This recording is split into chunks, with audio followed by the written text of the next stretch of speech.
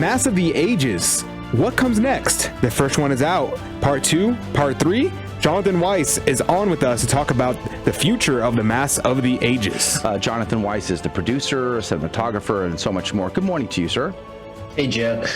Great to be with you. Praise be to God. Thanks for your time today. Now, we've had several conversations about this project on our program. We've interviewed the executive director, the director itself, and now you. So we're very excited about this. This has been a long time coming. You must feel relieved, anxious, happy, joyful. I mean, you've worked a long time, really hard to get to this point. What is it like? We're super excited. Cameron, the director, I think you guys had on in the early stage when we'd first started production. I think we were in Texas filming some interviews, and you guys had us on. And it's kind of like awesome to go full circle now and be at the point where we're about to release episode 1, like you said, on Sunday, the Feast of the Assumption. And we can't be more excited for people to be able to see this beautiful film, the first episode of 3, a trilogy of films. So praise be to God. Well, why don't you give us the backstory again for those that are just tuning in and have not heard about the Mass of the Ages? What is this project?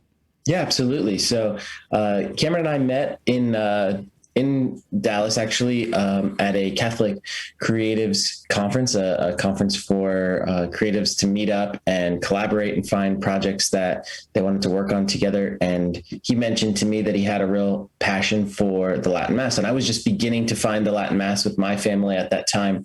And he mentioned to me how he had this burning desire to make a film about the Latin Mass. But he said, I don't know, it's probably a few years off. And I said to him, well, I don't know, maybe we just start now. Maybe we do this, in my naivete of all things Latin Mass. And so we started down that road of, he spent like a good year writing and researching and really preparing what would be the foundation for the film. And then we started planning for what would be our successful Kickstarter last year. Mm-hmm. It seemed like a terrible idea to launch a Kickstarter in the middle of lockdowns and people were out of work. And yet thousands of generous donors have funded this project. And we got started right away. As soon as the Kickstarter was finished, we hit the ground running. We've traveled all over the United States filming at diocesan parishes, Fraternity of St. Peter parishes, Institute of Christ the King.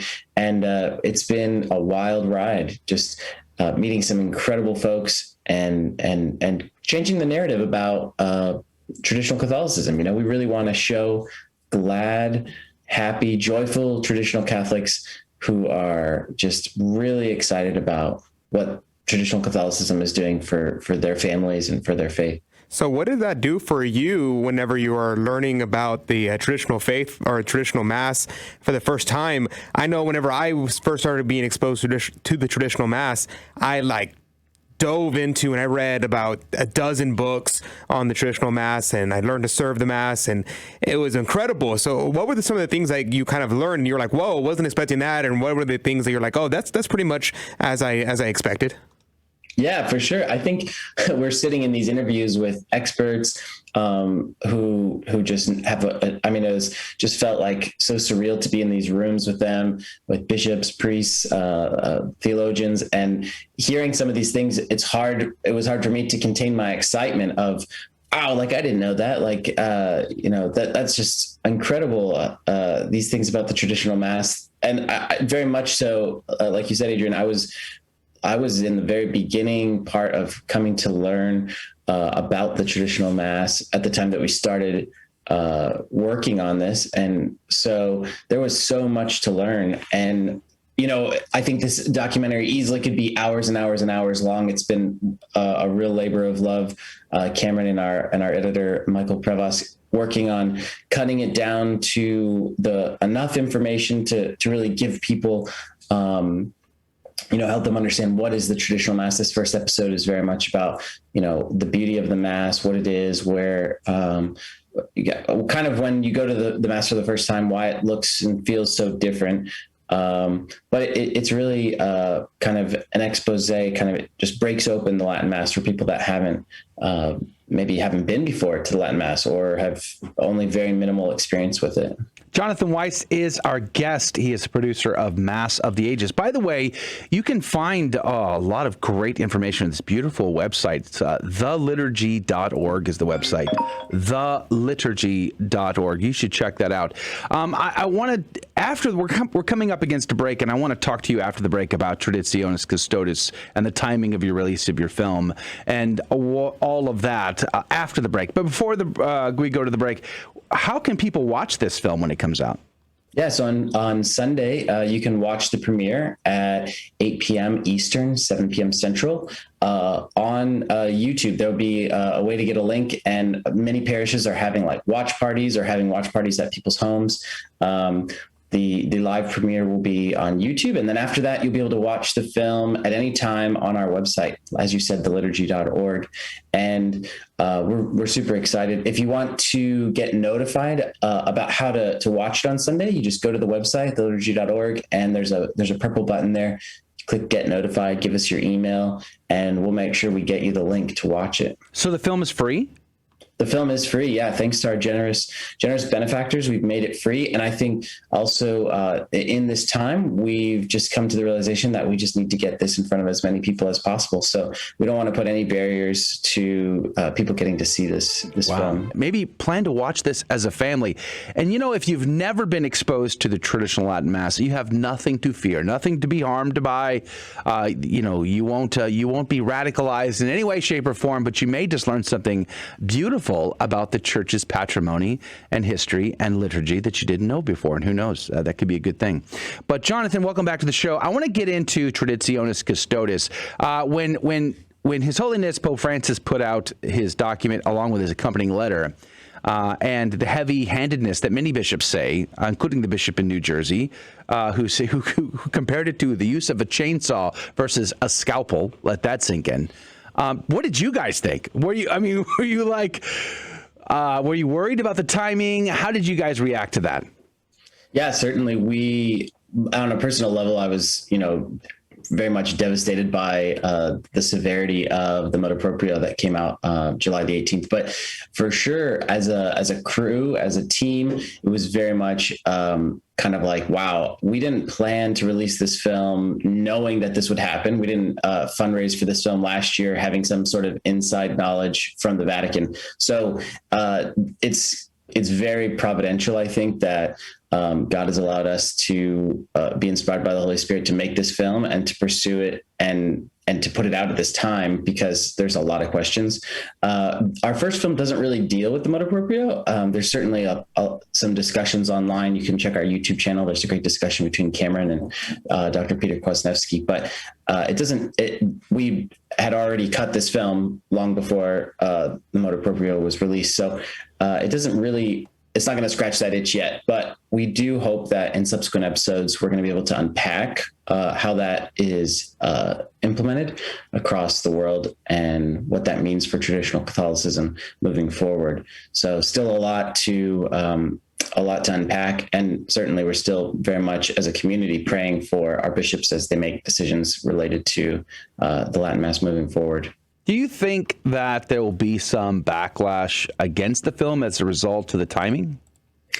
I think we've always kind of expected that there may be some backlash just because there is online a bit of a pushback against the growth of traditional Catholicism. When we go to these parishes, you see just very vibrant but very full parishes, especially since I would say the start of the lockdowns back in 2020, we saw a lot of parishes growing exponentially because priests were offering the Mass early on and opening their churches long before maybe some of their counterparts that offer the Novus Ordo. So we've seen an intense or immense growth in traditional Catholicism around the U.S. and I think around the world over the last 18 months. And there's some people that feel threatened by that for sure, and feel threatened by what maybe they don't know. I think, isn't it Fulton Sheen says it's not that people hate the Catholic Church for what the Catholic Church is, it's what they think the Catholic Church is, their assumption. And I think the same can be said for traditional Catholicism.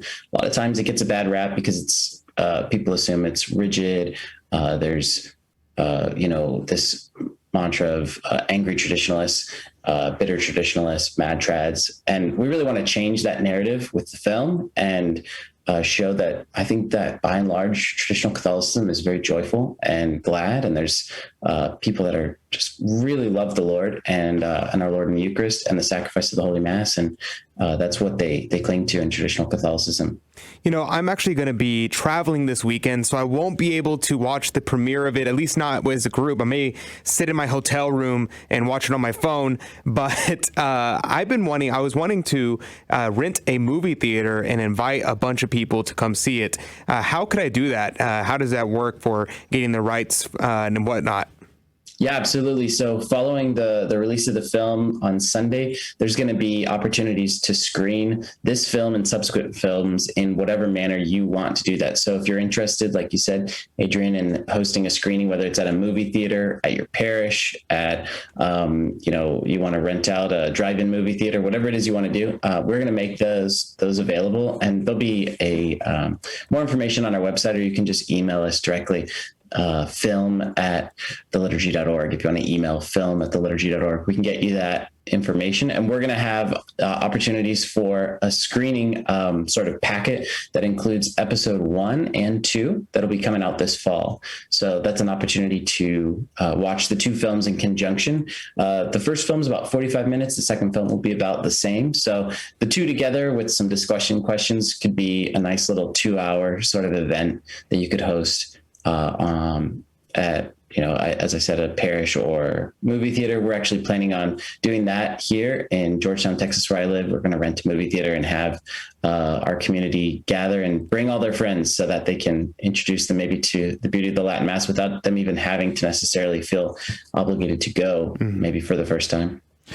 Jonathan Weiss is our guest producer of Mass of the Ages. Jonathan, can you give us a breakdown of the first two films? What are the topics covered in each?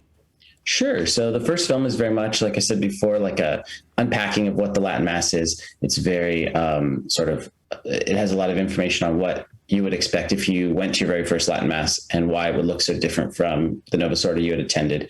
The second film very much is dealing with the history of how the Latin Mass came to go into disuse and why we have two Masses now. It kind of unpacks not necessarily what happened at Vatican II, but what happened in the Concilium in the following years, the stripping away of a lot of the prayers and gestures, and then turning the altars into altar tables, and kind of unpacks all of that. What happened? Why did it happen? How were these players kind of manipulating the situation? And then the last film is going to deal with just the restoration of the church through tradition, how the Latin Mass and tradition are really bringing about a renaissance in Catholic culture, and why we think it's could be the answer to the question of why 2/3 of pew-sitting Catholics don't believe in the true presence. Would you say that the second episode is going to be your most potentially a controversial film? I only want to say it that way because it might not be at all controversial, but maybe perceived that way. Or would you say the third film, dealing more the motu proprio, could be that? I would say probably episode 2 is going to be the one that's most the hardest pill to swallow, and I think it's certainly going to get critics of the content, but I think also, from what I've seen of the people that we've interviewed about those topics in particular, I've been very surprised. Even they've still erred on the side of charity in every way. So I think that we're really hopeful that these films will not be perceived as like something that is bitter or is kind of like inciting. I don't know. Division? Schism? Division, yeah. We very much want them to be unifying. Absolutely. So that leads to the question, what is your goal with the movie? Like, what do you hope people walk away from the film learning or taking away?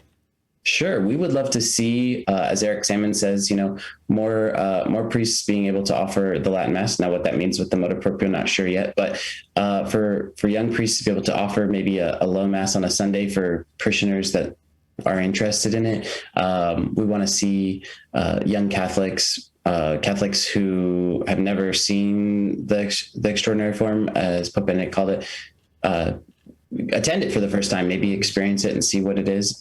Older Catholics who maybe grew up with the Latin Mass, be able to find that, there's many people that didn't even know that the Latin Mass still exists. And when they hear about this project, hear about what we're doing, sometimes they're just kind of like, whoa, I remember going to this Mass as a young child, but I didn't even know that you could still go to it. I thought it had completely gone away. Wow. So I think there's a lot of different goals we have in mind, but we want to just see people fall in love with the Latin Mass and come to appreciate what it is as the Mass of the ages. Well, we have just about a minute left in our conversation with Jonathan Weiss. We're just about out of time. The website is theliturgy.org, theliturgy.org. One last question, though. Why do you think, Jonathan, someone who's never, ever been to a TLM or ever would want to go to a TLM should watch this film? I think it'll help people understand where the Masses come from, I think that's probably the biggest reason, is to be able to see, wow, this is like the Mass that the saints, came from for the last 1600 years. And to be able to understand, I think more fully, even when you attend the Novus Ordo, you kind of understand, oh, this is not a communal meal.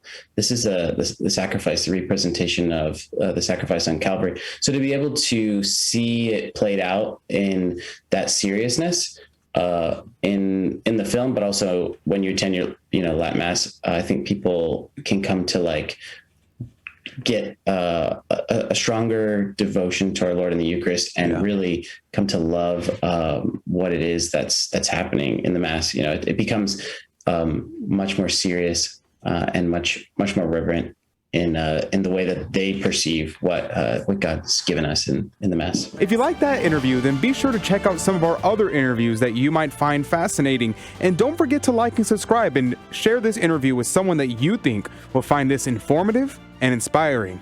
God love you.